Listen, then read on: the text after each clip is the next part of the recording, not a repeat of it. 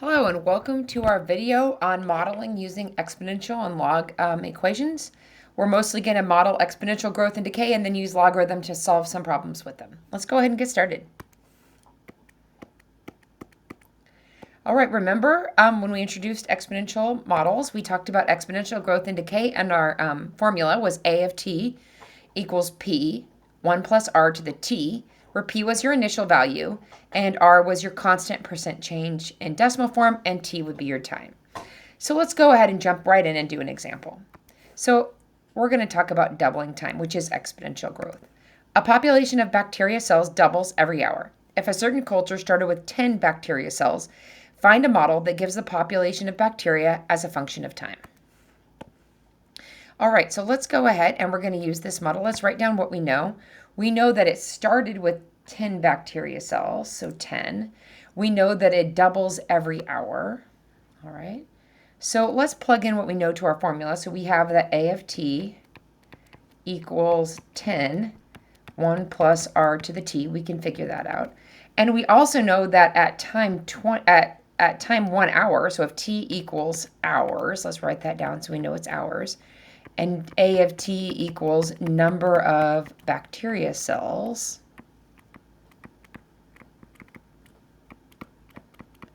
then we know that A of 1 hour is got to be equal to 20 because it doubles every hour. So if there was 10 to start with, 1 hour later, that would be 20. We can use that information to help us find the growth rate R. So let's plug in 20. Oops. 20 equals 10. 1 plus r to the 1. Divide both sides by 10. 2 equals 1 plus r. So r equals 1. So that means our model is A of t equals 10. 1 plus 1 to the t, or we could write that A of t equals 10 times 2 to the t. All right, so there's our very first exponential growth model. Let's go ahead and try another example. All right, this time we're going to use an exponential function with base e to practice with that. And we are given a function that says, as the water cools in a refrigerator, its temperature in degrees Celsius is given by the following function. C of t equals 2 plus 20 e to the negative 0.05 t, where t is the number of minutes since the bottle, which is a bottle of water, was placed in the cooler or refrigerator. So the first thing we're going to do is we're going to use this model to find C of 0, and then we're going to interpret the value in the context of the problem. So let's go ahead and find C of 0. This is using function notation. Everywhere we see a t, we now put a 0. So this becomes 2 plus 20 e to the 0. E to the 0 is 1, so that just becomes 22. So C of 0 is 22. And in the context of the problem, remember t is minutes since the bottle of water was placed in the cooler. So when it was placed in the cooler, 0 minutes later, it had a temperature of 22 degrees Celsius. So I would say the water started at 22 degrees Celsius. Find C of 5. All right, so C of 5 equals 2 plus 20 e to the negative 0.05 times 5. We're going to use a calculator to help us with this.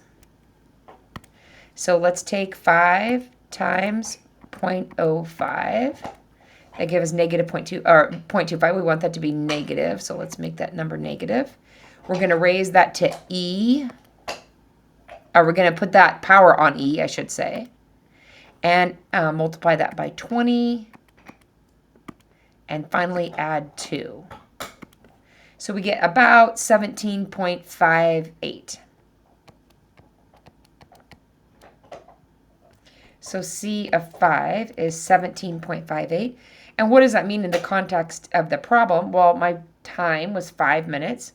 So 5 minutes after being placed in the cooler,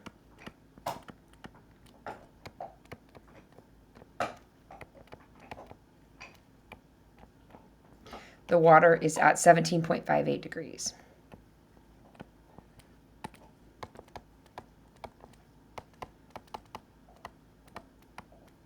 Celsius. All right. I don't know if you can hear that chewing in the background. My dog is right next to me chewing on a bone, so sorry about that. All right, finally, when will the water reach a temperature of 19 degrees Celsius? So this is a typical sort of story problem. Sometimes they give you an input value and they ask you to find the output. That's what we've done on A and B.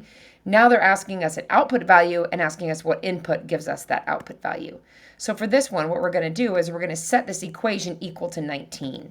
So we want to know what t gives us C of t equal to 19.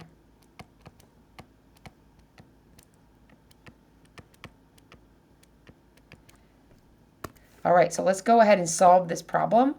We're going to isolate the exponential. That's always the first step in solving exponential equations. We have 17 equals 20e to the negative 0.05t. Divide both sides by 20. I'm just going to leave that as 17 over 20 for now.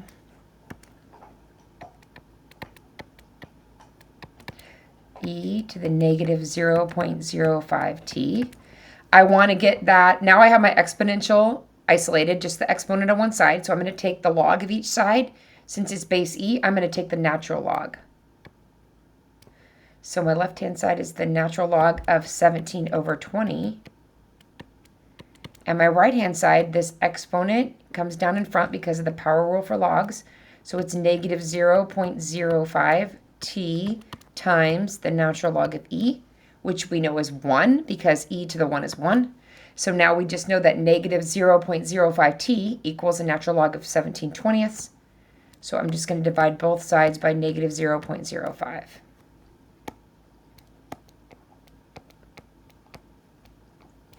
So my exact answer would be t equals the natural log of 17 over 20 all over negative 0.05. That's my exact answer. Since this is a story problem, I do want to get an approximate answer so I can give somebody, an actual time.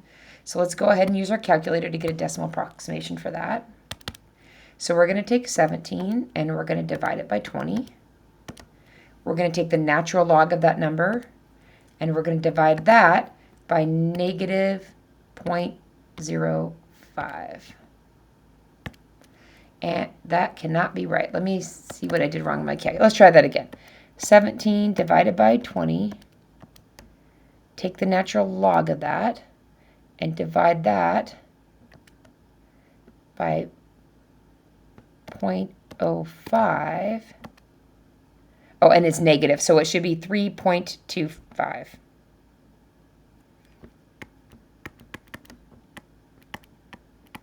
minutes. So the water reached 19 degrees Celsius after 3.25 minutes, which makes sense because if we look at our previous two problems, it started at 22 degrees. At 5 minutes, it was 17.5 degrees. So it's going to be at 19 degrees somewhere between 0 and 5 minutes. All right, let's keep going. All right, so let's go ahead and do this example about exponential decay and carbon-14 dating. So we're going to use the fact that carbon-14 has a half-life of 5,715 years to find an exponential decay model for carbon-14. So we have choices here. Here is our exponential decay model, but other times you'll see them using exponential decay model with base E. And the question is, which model should I use? And the answer is you can actually use either one that you want to use. They both are going to work the same. It's sort of up to you. Both will model exponential decay. You'll get the same answer either way. Generally speaking, in scientific applications, lots of times people just like to use base E. It's easy to work with. You take natural logs. So that's the one I'm going to choose. You absolutely could do it with the other model as well. So we're going to try and find an exponential decay model for carbon-14. And our initial amount, we're just going to call that equal to 100%. So we're going to call that 1. And that tells us that after we will have half of that. So at A of 5715 years, we will have 50% of that. So we're going to write 50% as a decimal. So plugging that in, that tells us that 0.50 equals 1 times E to the r times 5715. Plugging that into the model to help us solve for r, the decay rate. So we can just start this. Exponential is already isolated. The 1 isn't going to do anything. We could rewrite it if we want to.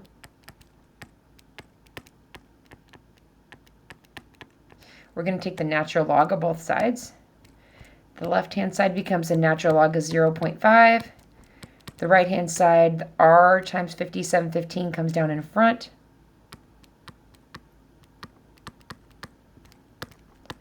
Times the natural log of e, which we all know is just 1. So we divide both sides by 5715, and that gives us our decay rate. All right, so let's use a decimal approximation for that. Our exact answer, again, would be natural log of 0.5 divided by 5715. It's a little bit hard to work with. 0.5 natural log divided by 5715. And that gives us negative 1.2128 times 10 to the negative 4th. If you look at this e to the negative 4, that's scientific notation, and that tells me I need to move my decimal place 4 spots to the left. So let me just write this number down. It's negative 212856.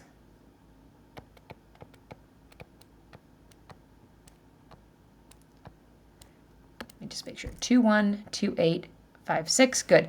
And times 10 to the negative 4. So that means I take my decimal place and I go 1, 2, 3, 4. And that's where the decimal place is. We don't have it there. And then we fill in with zeros. And of course, the negative sign goes over here instead of there. So that's my decay rate. It's a very small number.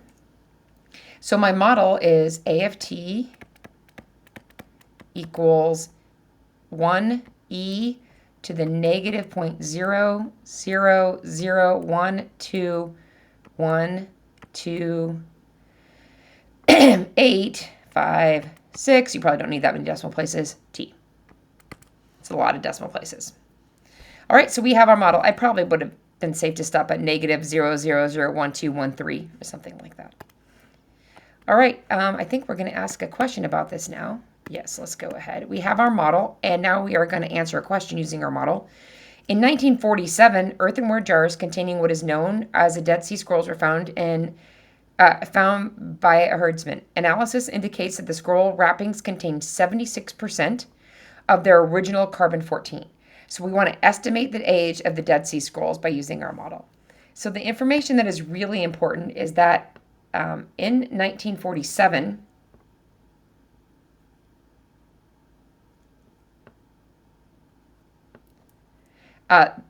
so the important information is that it contained 76% of their original carbon-14. So what we're going to do is we're going to find the time it would take to get from 100% of carbon-14 down to 76% of it. So let's go ahead and set that up. So we're going to set 0.76. I want to be able to see that model at the same time. 0.76 equals e to the negative 0.0001212.856 times t. And we're going to solve for t to see what that is. Well, we're just going to take the natural log of both sides.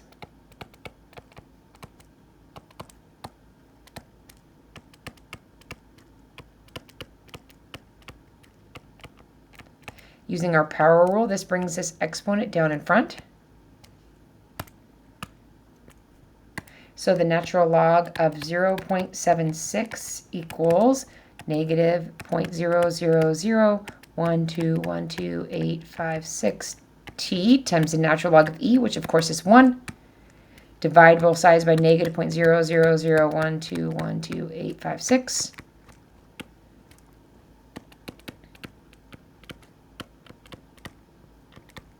And we get our value for t as the natural log of 0.76 divided by negative 0.0001212.856. So let's get a decimal approximation for that so we can get an idea about how many years ago that was.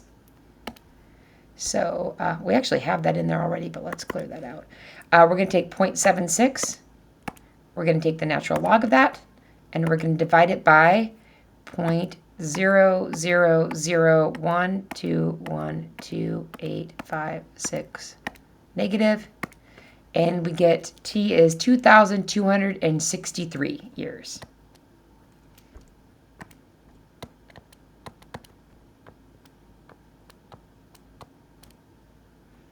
So that would, according to this carbon-14 analysis, the Dead Sea Scrolls would be 2,263 years old.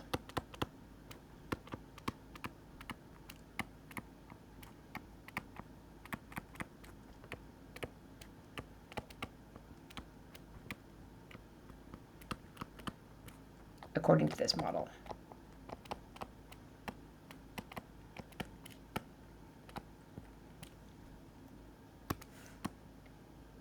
All right, so that's the whole video for today. Really what you're going to be doing is picking one of these exponential growth or decay models, and then you're going to be doing this process where you use some information to solve for the R value, then you have a full model, and then you use information to solve for a time value. Hope you found this useful.